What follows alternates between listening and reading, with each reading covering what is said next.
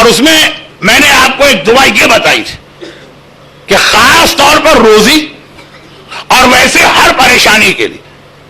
بہترین دعاؤں میں سے ایک، دیکھیں بات میں نے روک کر ایک اعلان کر رہا ہوں، سورہ طلاق کی دوسری اور تیسری آیت، البتہ دوسری پوری نہیں، 20 سے شروع ہوتی،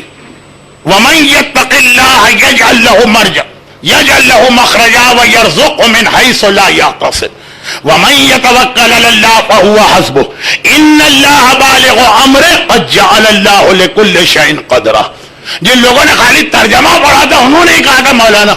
ترجمہ پڑھتے ہی ہمارے دل نے گواہی دی تھی کہ اگر آپ یہ نہ بھی بتا دیں تب بھی یہ ترجمہ ہی بتا رہا ہے کہ یہ آیت کتنی اسٹرانگ آیت،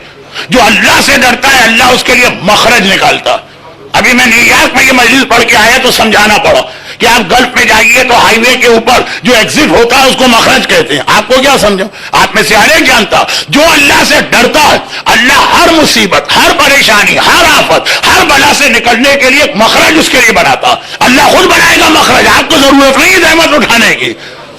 ویسے تو آپ ابھی ڈھونڈتے ہیں نا مولانا ہم جا رہے ہیں اس کا ایگزٹ کہاں پہ، کوئی ضرورت نہیں، یجعل لہ اللہ آپ کے لیے ایک راستہ بنا دے گا، ومن یتوکل علی اللہ فہو حسبہ،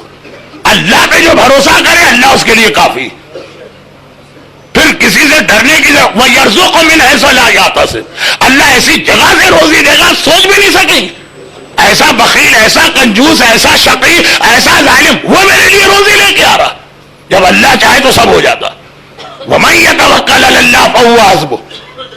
ایک بار اللہ پہ بھروسہ کرو اللہ تمہارے لیے کافی۔ ڈبل کروڑ کے چکر میں پڑتے ہو، لاٹری کے چکر میں پڑتے ہو، اسٹاک میں سٹا کھیلتے ہو جا کر، پیسے ڈبل کرانے والی جو ہماری سادہ لوگ خواتین اس چکر میں آتی، کوآپریٹو سوسائٹیوں کے اسکینڈل میں پھنستے ہو، ایک بار اس پر تو بھروسہ کر کے دیکھ لو، وہ تمہارے لیے اس طرح کافی ہے کہ پھر کسی کے آگے ہاتھ پھیلانے کی ضرورت نہیں۔ قد جعل اللہ،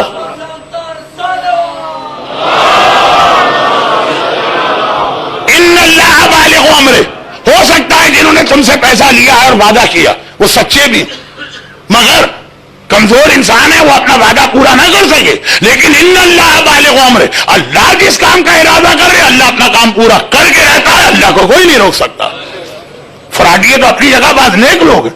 پیسہ لیا انہوں نے کہ کاروبار میں ہم انویسٹ کریں گے آپ کو فائدہ پہنچائیں گے، بیچارے خود مار کھا گئے۔ اللہ کیا تو یہ نہیں ہے، قد جعل اللہ لکل شیء قدر، البتہ ہر چیز کے لیے اللہ نے ایک وقت رکھا، اس کا تمہیں انتظار کرنا، یہ دعا جس کے لیے وہ موتی والا واقعہ میں پڑھتا ہوں کہ ٹوٹا ہوا موتی جو غلام اور اس کے سارے گھرانے کی موت تھا، یہی دعا پڑھنے سے ٹوٹا ہوا موتی اس کے لیے کتنی آسائش لے کر آیا۔ تو اب ایک مومن نے یہ دعا اس ایسے ہی کارڈ پہ پرنٹ کرائی ہے، یہاں لائے آج تقسیم کرنا چاہتے ہیں، یہ قرآن کی آیت ہے، خیال کیجئے گا اگر آپ کو ضرورت ہے اور اس کا احترام آپ رکھ سکتے ہیں تبھی اس کو آپ لیجئے گا۔ بہرحال بہت ہی اسٹرانگ آیت ہے، اور یہ وہی آیت ہے جو آج کل ہمارے بچے اور نوجوان اکثر کچھ سوالات کرتے ہیں، مراجع ٹو دا پوائنٹ جواب دیتے ہیں، کہا یہ ہم کام کرتے ہیں، جواب آئے گا یہ حلال ہے یا حرام، بس۔ مگر روزی کے حوالے سے جو آج کل بہت سوال ہوتے ہیں تو خاص طور پر آیت اللہ سیستانی اپنے فتوے کے بعد اس آیت کو کوٹ کرتے ہیں، حتیٰ ان کی کتاب جدید فقہی مسائل دیکھ لیجیے۔ امریکہ میں ایک اسٹوڈنٹ، یہ اکثر امریکہ کے 90% اسٹوڈنٹ کا مسئلہ، وہاں کی تعلیمی اخراجات اتنے ہیں برداشت نہیں، پارٹ ٹائم کام کرتے ہیں، اور پارٹ ٹائم کام جو ہے یہ تو ملتا ہے میکڈونلڈ جیسے فاسٹ فوڈ ریسٹورانٹ میں اور یا سپر مارکیٹ، اور دونوں جگہ یہ ان کو سور کا برگر اور یا شراب کی بوتل بیچنا، اور بہت ساری چیزیں بھی ہیں، چپس بھی بیچ رہے ہیں، ویجیٹیرین برگر بھی بیچ رہے ہیں، لیکن ڈیوٹی کا حصہ ہر قسم کا برگر۔ سوال کرتے ہیں کہ ہمارے پاس اتنے پیسے نہیں ہیں کہ ہم اپنی یہاں تعلیم حاصل کر سکیں، پارٹ ٹائم کام ہے سپر مارکیٹ،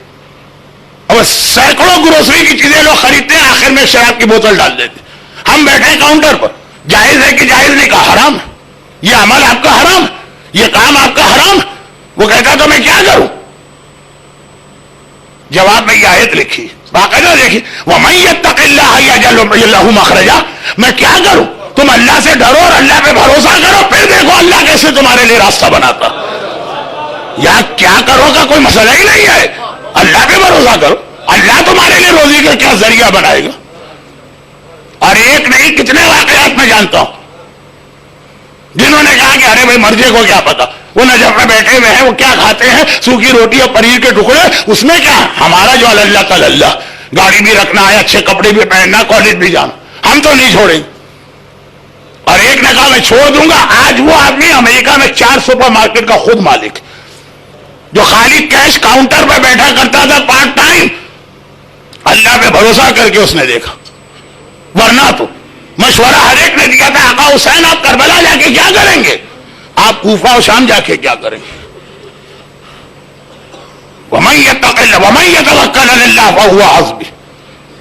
إِلَٰهِي أَنتَ ثِقَتِي وَرَجَائِي۔